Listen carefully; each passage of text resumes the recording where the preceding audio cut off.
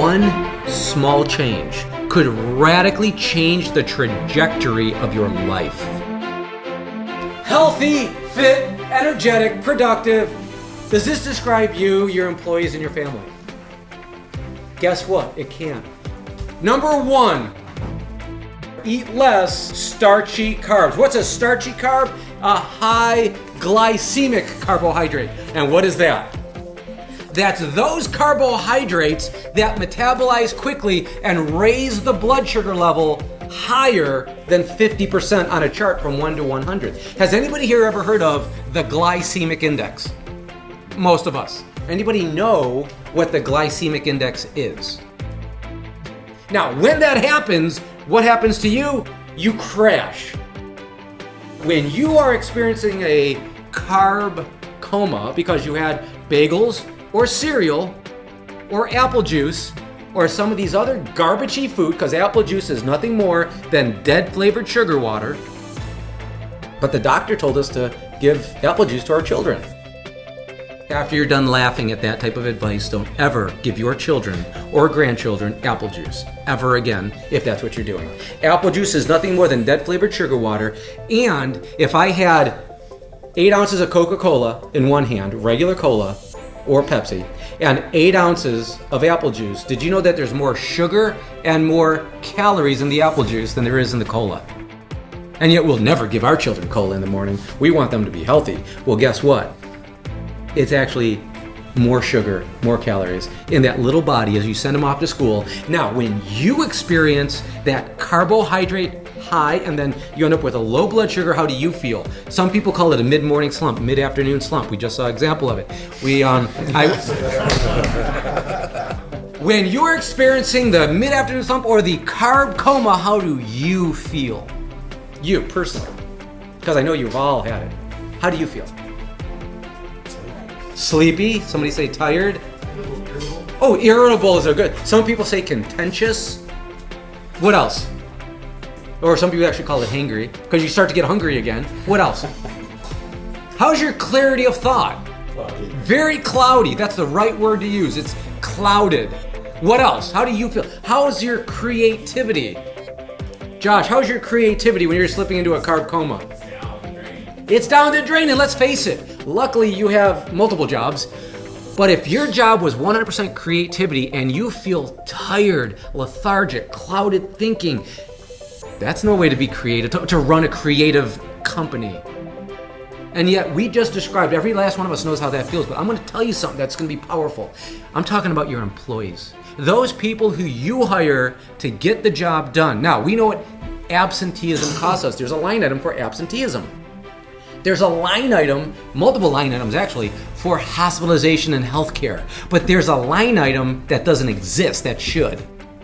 The American College of Occupational and Environmental Medicine did a study of 150,000 employees over a period of 10 years. They determined something interesting. We know how much healthcare is costing. We know how much absenteeism costing. But what is this costing us? They gave it a name. It was so powerful. It's called presenteeism. People coming to work and slipping into what we all just identified.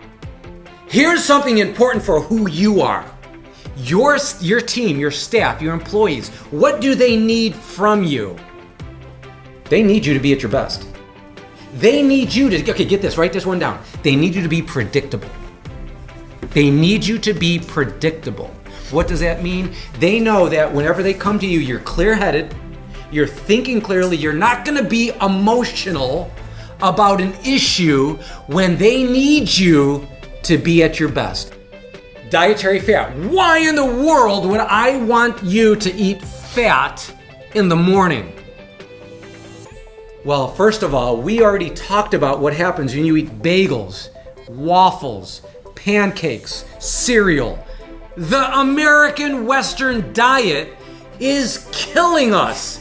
These garbage items will cause us to slip into a carb coma. It'll cause us to be angry, contentious, anxious. It'll cause us to gain weight, to be clouded thinking. But guess what happens when you eat dietary fat in the morning? It makes your brain thrive. Think about it. The very thing that the FDA and the USDA said to avoid is the very item that I want you to start doing. They said have 6 to 11 servings of bread, pasta, potato, rice, corn a day. This one lady in a Vistage group said this. She goes, I don't know how to explain it or what the proper terminology is, but all I know is when I have dietary fats in the morning, when I eat my avocado, my brain feels good. I said, you don't need to know the science behind it. That's it. Your brain feels good. What I recommend, though, is there's one cereal I do recommend. It's Fiber One. Now, I want to give you a heads up. This stuff works. They should call it Fiber 2. Where they came up with Fiber 1, I don't know. But I don't like to eat leftovers. Leftovers? When do you think this was made? This could have been made 8 to 10 months ago. And many times it says best if used by, and it has 18 months from date of manufacturing. Just because you open it doesn't mean it's real, doesn't mean it's fresh. It means it's just, you opened it. It's dead, garbage food. You see, I used to be addicted to trail mix. It's only 150 calories per serving. What's the most important thing to look for in reading food labels? Well, everything that you mentioned is based on one thing and one thing only. It's based on serving size. And what we eat and what they label as a serving size is radically different. And yet, many of us look for the calories. In granola cereal, what do we have?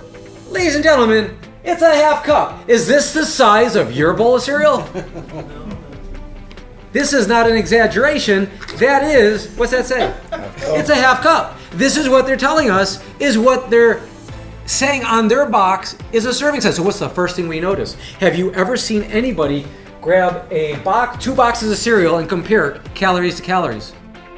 It's different serving size. It's not a fair comparison. You see, this right here is a half cup. What do we have to do then? We've got to multiply by 8. So look at this. It's 270 with fat-free skim milk. Who's good in math? It's a lot. That's enough. You must be an accountant. It's a lot. Anybody want to even guess? Ooh, this guy's good. 2,160 calories in one bowl of granola cereal with fat-free skim milk. That's a whole day of nutrition.